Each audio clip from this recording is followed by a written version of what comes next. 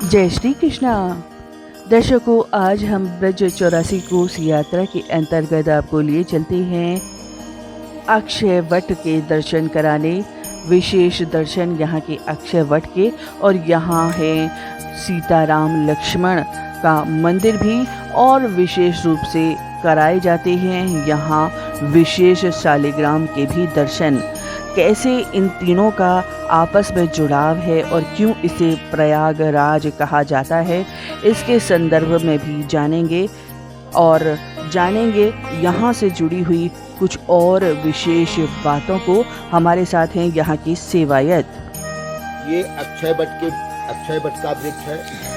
ये अक्षय वट वो अक्षय वट है जो प्रयागराज में अक्षय वट है। प्रयागराज को यहाँ श्री ठाकुर जी ने स्थापित किया और स्थापित करने के बाद इस वट वृक्ष को जो है अक्षय वट का उपमा दिया कि जो वहाँ के जो है मतलब प्रयागराज के अक्षय वट के जो है दर्शन से आपको फल प्राप्त होगा, वही इस जो है अक्षय वट के जो है दर्शन से फल प्राप्त होगा। यहाँ अक्षय वट की जब स्थापना की तो प्रयागराज जी के अंदर जो है वो त्रिवेणी संगम है, वहाँ गंगा जमुना सरस्वती का। यहाँ जो है मतलब जमुना जी हैं, लेकिन यहाँ गंगा सरस्वती नहीं थी, इसलिए यहाँ ठाकुर जी ने जो है नदियों का संगम ना बना करके यहाँ तीर्थों का संगम बनाया है।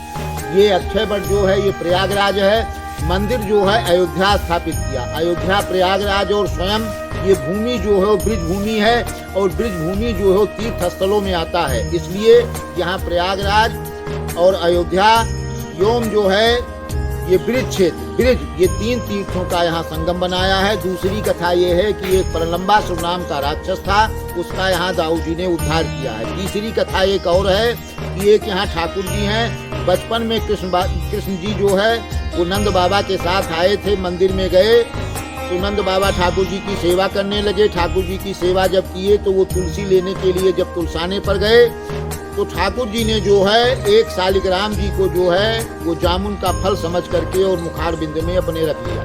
ठाकुर जी पान खाए हुए थे।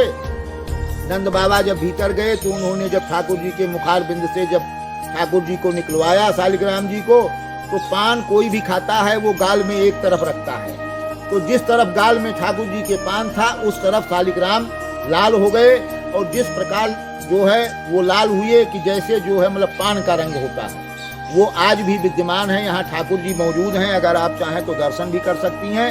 और वो ठाकुर जी एक तरफ इतने में लाल, ये यहाँ का विशेष दर्शन यहाँ का जो है वो शालिग्राम जी।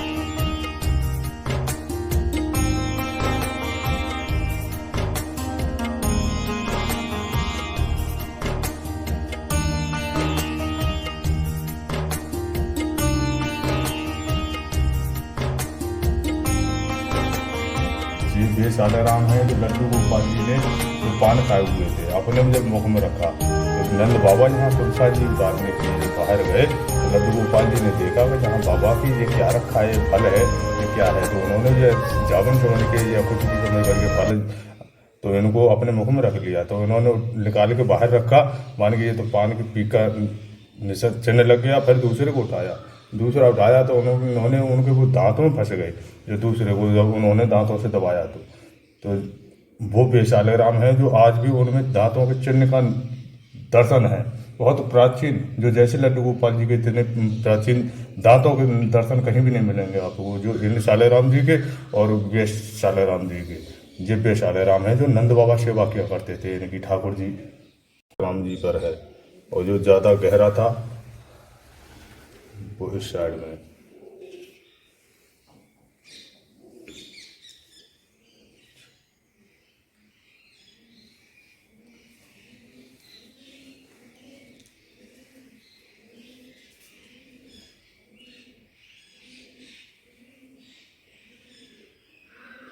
शालिग्राम है जो लड्डू गोपाल जी ने अपने मुख में रख लिया था, और वो दूसरे शालिग्राम जी हैं जो उनके दांतों में फंस गए थे।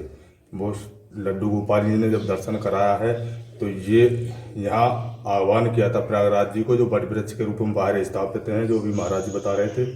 लड्डू गोपाल जी ने ठाकुर जी को, शालिग्राम जी को अपने मुख में रखा था, पान खाए हुए थे तब। तो ये पान की पीक का आज भी चिन्ह है इनके शालिग्राम जी पर।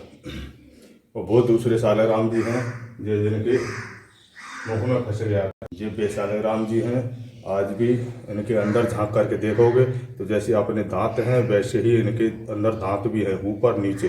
तो उसी तरीके से सुदर्शन चक्र जैसे इनके अंदर दर्शन देंगे। वृक्ष के लतापताओं में भी छुप गए थे। तो नंद बाबा इनको लेके आए अपनी पीठी पे बैठा करके लड्डू गोपाल जी के, तब उनके मुख से ये सारे राम जी को लिया। नीचे की साइड और ऊपर की साइड जैसे अपने दांत हैं ना, उसी तरीके से इनके हैं, नीचे की साइड में और ऊपर की साइड में। दे रहे हैं दर्शन?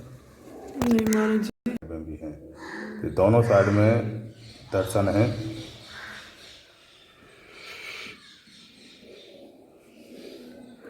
तो ये लड्डू सारे राम ऐसे हैं कि इनको भी अपने मुख में रखा है।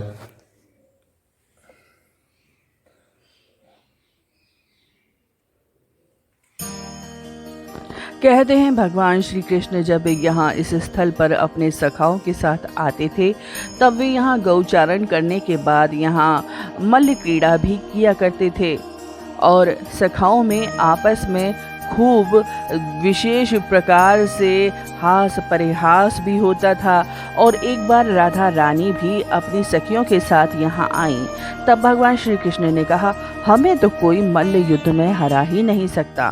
तब राधा रानी ने कहा, तो ठीक है। तब राधा रानी और सखियों ने कहा, तो इस बार हम तुमसे मल्ल युद्ध करेंगी। तब राधा रानी अपनी सखियों के साथ मल्ल क्रीड़ा के लिए तैयार होकर यहाँ आ गई। तब भगवान श्री कृष्ण उन्हें देखकर ही धराशायी हो गए। इस प्रकार से बहुत सारी क्रीड़ाएं, बहुत सारी यहाँ पर ठाकुर जी ने लीलाएं की हैं इस अक्षयवट के क्षेत्र में। और ये अक्षयवट इतना गहरा फैला हुआ है कि कहा जाता है यमुना नदी के एक छोर से दूसरे छोर तक इसकी जड़ें फैली हुई हैं और राम घाट यहाँ से लगभग 2-2.5 किलोमीटर की दूरी पर ही स्थित है। तो इस प्रकार से ये वट वृक्ष अनंत है और अक्षय वट इसको कहा जाता है, क्योंकि भगवान की कोई भी चीज क्षय नहीं होती और ये अक्षय वट भी उसी प्रकार अनंत काल से यहाँ विद्यमान है।